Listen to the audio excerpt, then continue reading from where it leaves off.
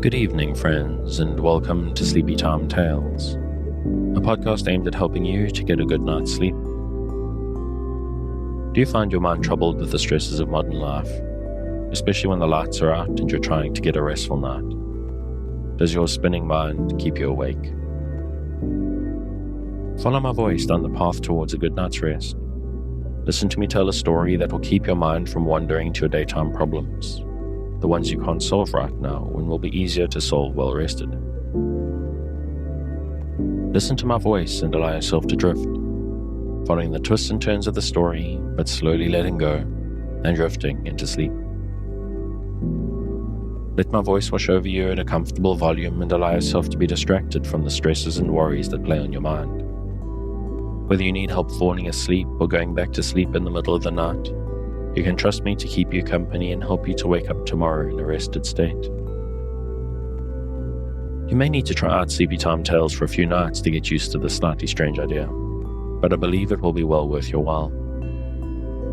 I'm here to work with you, to create a safe space, a cocoon in which you can curl up and allow nature to take its course. So settle down, relax, and allow yourself to get lost in my telling of tonight's story. Before we get to tonight's reading, I'd like to ask for a couple of minutes of your time. Sleepy Time Tales is a purely listener-supported podcast. I can only keep it going, pay for the services and tools I use, and justify the time that I spend on it thanks to the generosity of listeners like you. So if you're finding Sleepy Time Tales useful, if it helps you to get a restful night and you would like to keep it going out to thousands of your fellow insomniacs, please consider supporting it on the Patreon at patreon.com/sleepytimetales. This is monthly support that not only helps me keep the lights on, but can get you fun bonuses based on your contribution level. So go along there, take a look, and sign up if you're interested. Of course, if monthly is a big ask, which is completely understandable, you can make once-off tips to the tip jar on the website, and you can help Sleepy Time Tales out without having to do so financially, but just telling people about it. If you know someone who's struggling to sleep, let them know where to find the show and see where it goes from there. Thank you very much. We're getting back to the blazing world, where the Empress and the Duchess travel to our world, and then there's an appeal to fortune to try and turn the Duchess's husband's life around, which is all quite as strange as it sounds. We return this week to the description of a new world called the Blazing World by the Duchess of Newcastle, Margaret Cavendish. At last, when the Duchess saw that no patterns would do her any good in the framing of her world, she was resolved to make a world of her own invention, and this world was composed of sensitive and rational self-moving matter. Indeed, it was composed only of the rational, which is the subtlest and purest degree of matter. For as the sensitive did move and act both to the perceptions and consistency of the body, so this degree of matter at the same point of time. For though the degrees are mixed, yet the several parts may move several ways at one time, did move to the creation of the imaginary world, which world after it was made, appeared so curious and full of variety, so well ordered and wisely governed, that it cannot possibly be expressed by words, nor the delight and pleasure which the Duchess took in making this world of her own. In the meantime, the Empress was also making and dissolving several worlds in her own mind, and was so puzzled that she could not settle in any of them. Wherefore she sent for the Duchess, who being ready to wait on the Empress, carried her beloved world along with her, and invited the Empress's soul to observe the frame, order, and government of it. Her Majesty was so ravished with the perception of it, that her soul desired to live in the Duchess's world. But the Duchess advised her to make such another world in her own mind. For, said she, your Majesty's mind is full of rational corporeal motions, and the rational motions of my mind shall assist you by the help of sensitive expressions, with the best instructions they are able to give you. The Empress, being thus persuaded by the Duchess to make an imaginary world of her own, followed her advice, and after she had quite finished it, and framed all kinds of creatures proper and useful for it, strengthened it with good laws, and beautified it with the arts and sciences. Having nothing else to do, unless she did dissolve her imaginary world, or made some alterations in the blazing world she lived in, which yet she could hardly do. By reason it was so well ordered that it could not be mended, for it was governed without secret and deceiving policy. Neither was there any ambitious factions, malicious distractions, civil dissensions, or homebred quarrels, divisions in religion, foreign wars, etc. But all the people lived in a peaceful society, united tranquility and religious conformity. She was desirous to see the world the Duchess came from, and observe therein the several foreign governments, laws, and customs of several nations. The Duchess used all the means she could to divert her from that journey, telling her that the world she came from was very much disturbed with factions, divisions, and wars. But the Empress would not be persuaded from her design, and lest the Emperor or any of his subjects should know of her travel and obstruct her design, she sent for some of the spirits she had formerly conversed withal, and inquired whether none of them could supply the place of her soul in her body at such a time, when she was gone to travel into another world. They answered yes, they could, for not only one, said they, but many spirits may enter into your body if you please.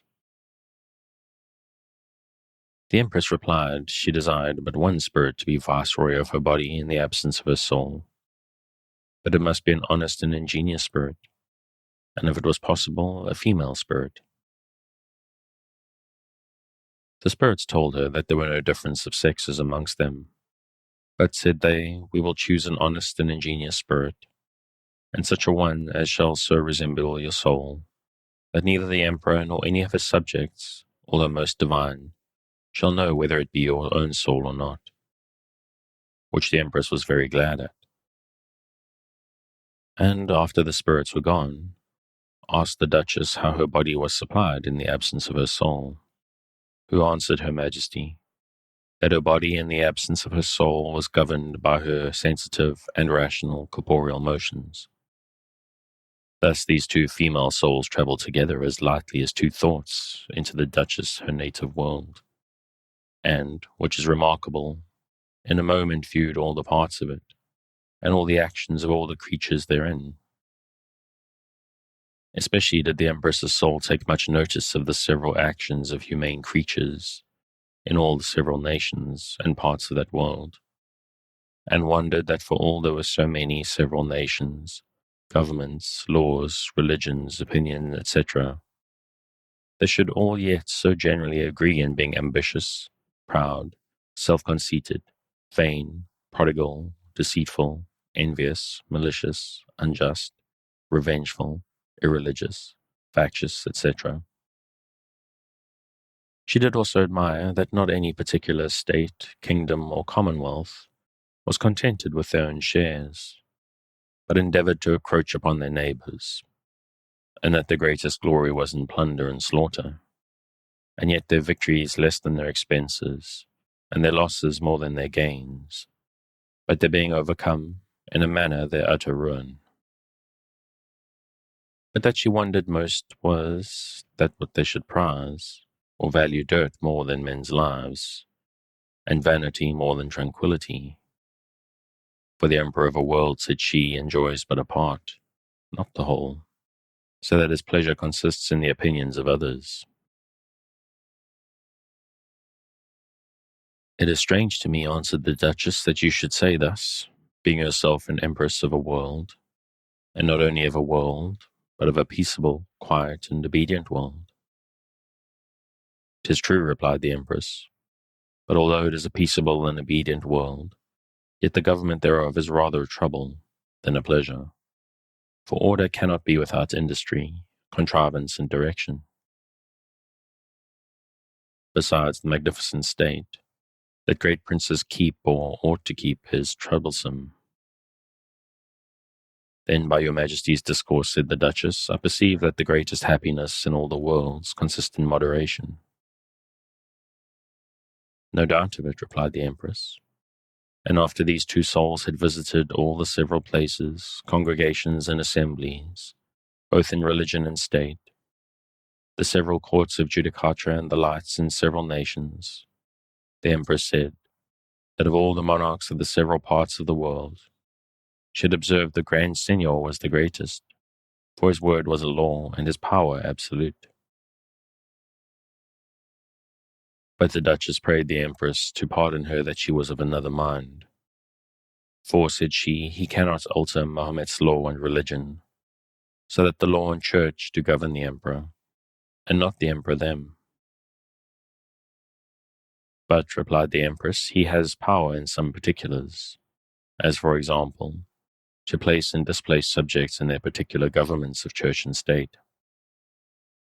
And having that, he has the command both over church and state, and none dares oppose him. 'Tis true, said the Justice, but if it pleases your Majesty, we will go into that part of the world whence I came to wait on your Majesty, and there you shall see as a powerful a monarch as the Grand Signior. For all those are dominions and not of so large an extent, yet they are much stronger, for his laws are easy and safe, and he governs so justly and wisely, that his subjects are the happiest people of all the nations or parts of the world. This monarch, said the Empress, I have a great mind to see. Then they both went, and in a short time arrived into his dominions. But coming into the metropolitan city, the Empress's soul observed many gallants go into her house, and inquiring of the Duchess's soul what house that was,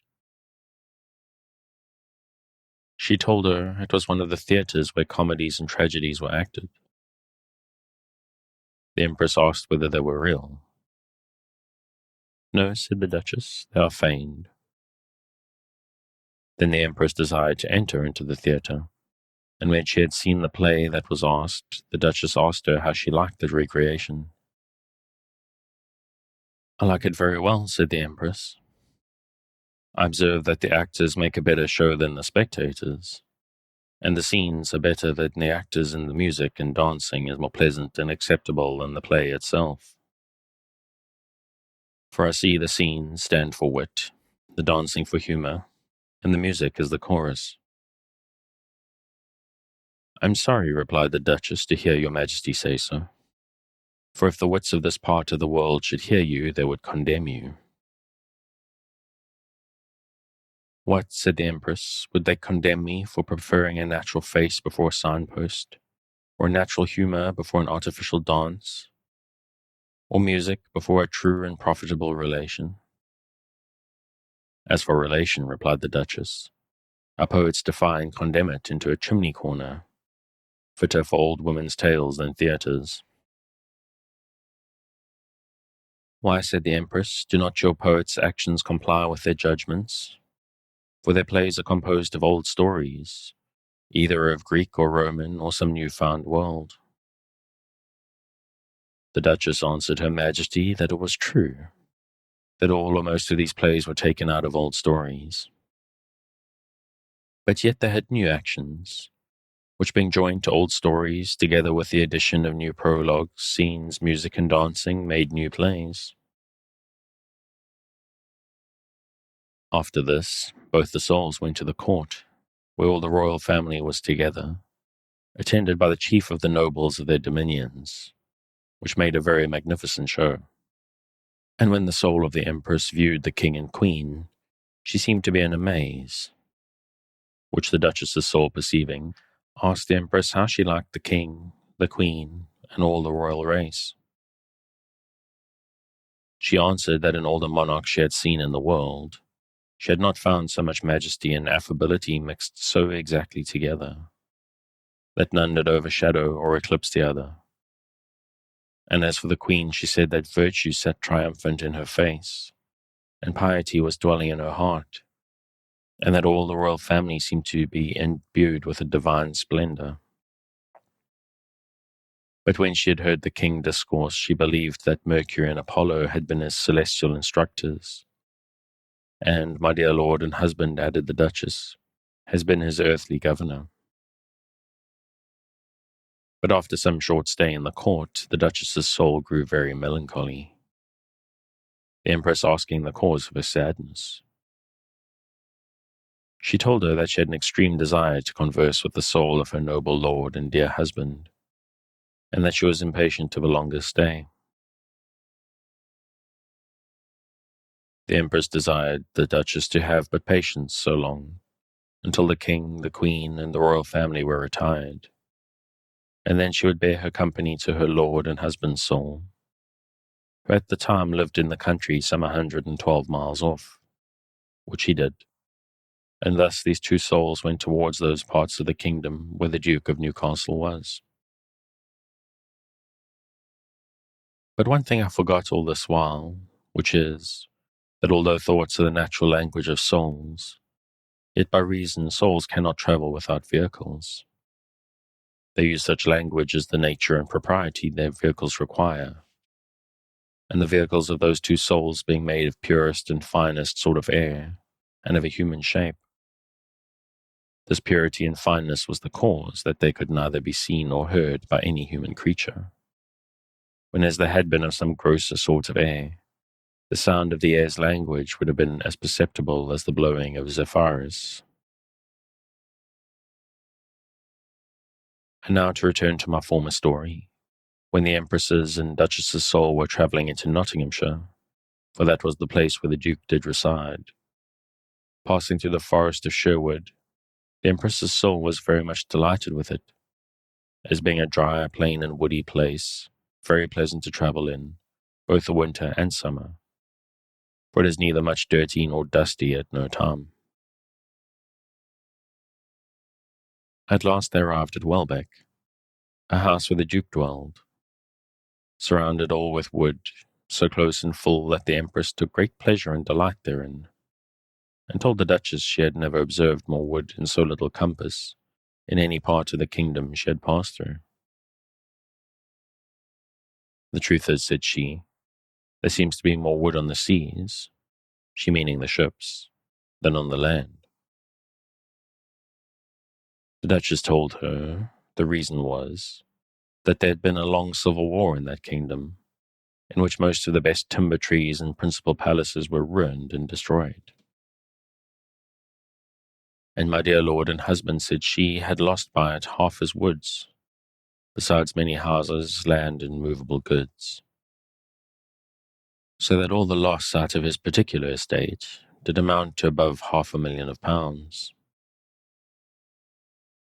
I wish, said the Empress, they had some of the gold that is in the blazing world, to repair his losses. The Duchess most humbly thanked her Imperial Majesty for her kind wishes, but, said she, wishes will not repay his ruins. However, God has given my noble lord and husband great patience, by which he bears all his losses and misfortunes. As last they entered into the Duke's house, an habitation not so magnificent as useful, and when the Empress saw it, has the Duke, said she, no other house but this? Yes, answered the Duchess. Some 5 miles from this place he has a very fine castle called Bolsover. That place then, said the Empress, I desire to see. Alas, replied the Duchess, it is but a naked house, and unclothed of all furniture. However, said the Empress, I may see the manner of its structure and building. That you may, replied the Duchess, and as they were thus discoursing, the Duke came out of his house into the court, to see his horses of manage, whom when the Duchess's soul perceived, she was so overjoyed, that her aerial vehicle became so splendorous, as if it had been enlightened by the sun, by which we may perceive that the passions of souls or spirits can alter their bodily vehicles. Then these two ladies' spirits went close to him, but he could not perceive them. And after the Empress had observed that art of mange, she was much pleased with it, and commended it as a noble pastime, and an exercise fit and proper for noble and heroic persons. But the Duke was gone into the house again. Those two souls followed him, where the Empress observing that he went to the exercise of the sword, and was such an excellent and unparalleled master thereof. She was as much pleased with that exercise as she was with the former.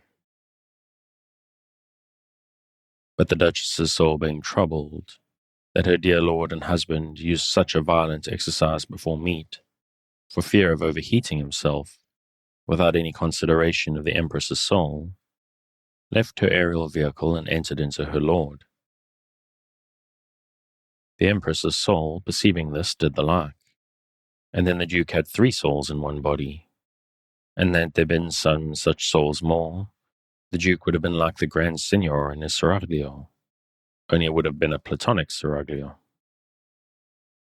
But the Duke's soul being wise, honest, witty, complacent, and noble, afforded such delight and pleasure to the Empress's soul by his conversation, that these 2 souls became enamored of each other, which the Duchess's soul perceiving grew jealous at first, but then considering that no adultery could be committed amongst Platonic lovers, and that Platonism was divine, as being derived from divine Plato, cast forth of her mind that idea of jealousy. Then the conversation of these 3 souls was so pleasant that it cannot be expressed. For the Duke's soul entertained the Empress's soul with scenes, songs, and music, witty discourses, pleasant recreations, and all kinds of harmless sports, so that the time passed away faster than they expected. At last a spirit came and told the Empress that although neither the Emperor nor any of his subjects knew that her soul was absent, yet the Emperor's soul was so sad and melancholy for want of his own beloved soul, that all the imperial court took notice of it. Wherefore he advised the Empress's soul to return into the blazing world, into her own body she left there, which both the Duke's and Duchess's soul was very sorry for, and wished that, if it had been possible, the Empress's soul might have stayed a longer time with them. But seeing it could not be otherwise, they pacified themselves. But before the Empress returned into the blazing world, the Duchess desired a favour of her, to wit that she would be pleased to make an arrangement between her noble lord and Fortune. Why, said the Empress, are they enemies? Yes, answered the Duchess, and they have been so ever since I have been his wife. Nay, I have heard my lord say that she hath crossed him in all things, ever since he could remember. I am sorry for that, replied the Empress, but I cannot discourse with Fortune without the help of an immaterial spirit, and that cannot be done in this world, for I have no fly nor birdmen here to send into the region of air, where for the most part their habitations are. The Duchess said she would entreat her lord to send an attorney or lawyer to plead his cause. Fortune will bribe them, replied the Empress, and so the Duke may chance to be cast. Wherefore the best way will be for the Duke to choose a friend on his side, and let Fortune choose another, and try whether by this means it would be possible to compose the difference. The Duchess said, they will never come to an agreement, unless there be a judge or umpire to decide the case. A judge, replied the Empress, is easy to be had, but to get an impartial judge is a thing so difficult that I doubt we shall hardly find one. For there is none to be had, neither in nature nor in hell, but only from heaven. And how to get such a divine and celestial judge I cannot tell. Nevertheless, if you will go along with me into the blazing world, I'll try what may be done. 'Tis my duty, said the Duchess, to wait on your Majesty, and I shall most willingly do it, for I have no other interest to consider. Then the Duchess spake to the Duke concerning the difference between him and Fortune, and how it was her desire that they might be friends. The Duke answered that for his part he had always with great industry sought her friendship, but as yet he could never obtain it, for she had always been his enemy. However, said he, I'll try and send my 2 friends, Prudence and Honesty, to plead my cause. Then these 2 friends went with the Duchess and the Empress into the blazing world, for it is to be observed that they are somewhat like spirits, because they are immaterial, although their actions are corporeal. And after their arrival there, when the Empress had refreshed herself and rejoiced with the Emperor, she sent her flymen for some of the spirits, and desired their assistance to compose the difference between Fortune and the Duke of Newcastle. But they told Her Majesty that Fortune was so inconstant that although she would perhaps promise to hear their cause pleaded, yet it was 1,000 to 1 whether she would ever have patience to do it. Nevertheless, upon Her Majesty's request, they tried their utmost, and at last prevailed with Fortune so far that she chose folly and rashness for her friends. But they could not agree in choosing a judge, until at last, with much ado, they concluded that truth should hear and decide the cause. Thus, all being prepared and the time appointed, both the Empress and Duchess's soul went to hear them plead. And when all the immaterial company was met, Fortune, standing upon a golden globe, made this following speech. Noble friends, we are met here to hear a cause pleaded concerning the difference between the Duke of Newcastle and myself. And though I am willing, upon the persuasions of the ambassadors of the Empress, the immaterial spirits, to yield to it, yet it had been fit the Duke's soul should be present also to speak for herself. But since she is not here, I shall declare myself to his wife and his friends, as also to my friends, especially the Empress, to whom I shall chiefly direct my speech. First, I desire your Imperial Majesty may know that this Duke who complains or exclaims so much against me hath always been my enemy, for he has preferred honesty and prudence before me, and slighted all my favours. Nay, not only thus, but he did fight against me, and preferred his innocence before my power. His friends' honesty and prudence, said he most scornfully, are more to be regarded than inconstant Fortune, who is only a friend to fools and knaves, for which neglect and scorn, whether I have not just reason to his enemy, your Majesty may judge yourself. After Fortune had thus ended her speech, the Duchess's soul rose from her seat, and spake to the immaterial assembly in this manner. Noble friends, I think it fit, by your leave, to answer Lady Fortune in the behalf of my noble lord and husband, since he is not here himself, and since you have heard her complaint concerning the choice my lord made of his friends, and the neglect and disrespect he seemed to cast upon her. Give me leave to answer that, first, concerning the choice of his friends, he has proved himself a wise man in it. And as for the disrespect and rudeness of her ladyship accuses him of, I dare say he is so much a gentleman, that I am confident he would never slight, scorn, or disrespect any of the female sex in all his lifetime, but was such a servant and champion for them, that he ventured life and estate in their service. But being of an honest as well as an honourable nature, he could not trust Fortune with that which he preferred above his life, which was his reputation. By reason Fortune did not side with those that were honest and honourable, but renounced them. And since he could not be of both sides, he chose to be of that which was agreeable both to his conscience, nature, and education, for which choice Fortune did not only declare herself his open enemy, but fought with him in several battles, nay, many times hand to hand. At last she, being a powerful princess, and as some believe a deity, overcame him, and cast him into a banishment, where she kept him in great misery, ruined his estate, and took away from him most of his friends. Nay, even when she favoured many that were against her, she still frowned on him, all which she endured with the greatest patience. And with that respect to Lady Fortune, that he did never in the least endeavour to disoblige any of her favourites, but was only sorry that he, an honest man, could find no favour in her court.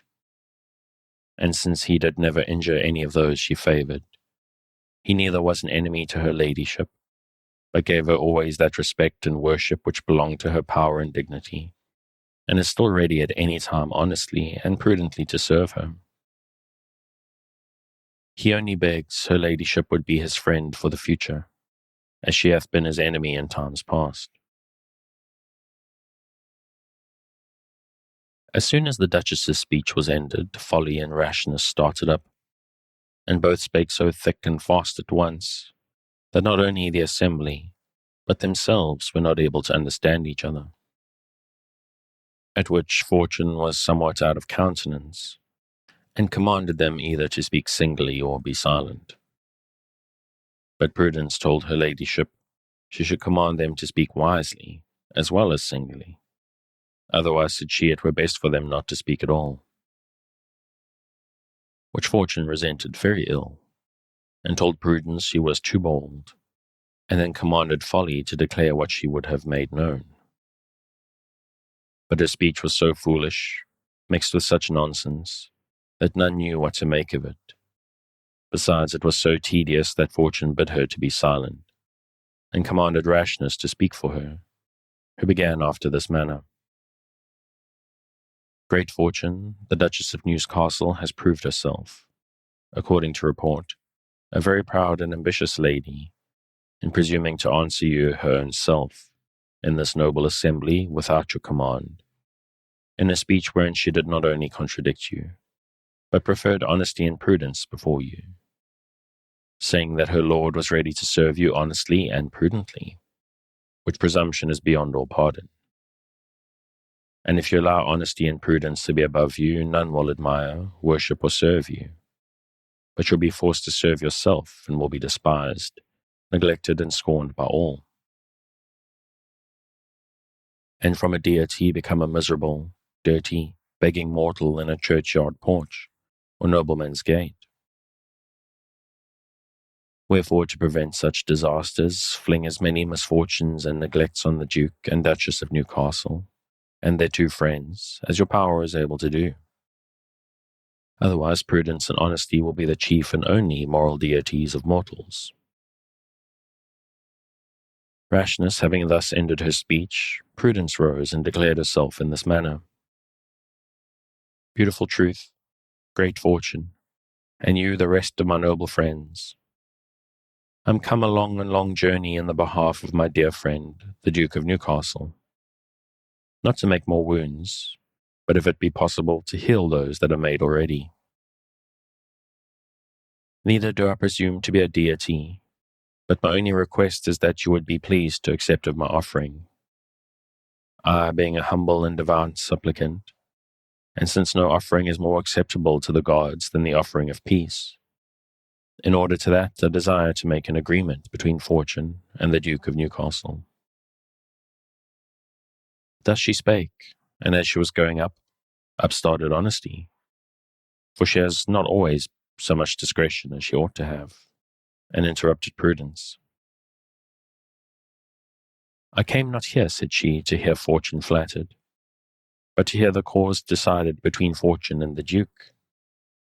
Neither came I hither to speak rhetorically and eloquently, but to propound the case plainly and truly.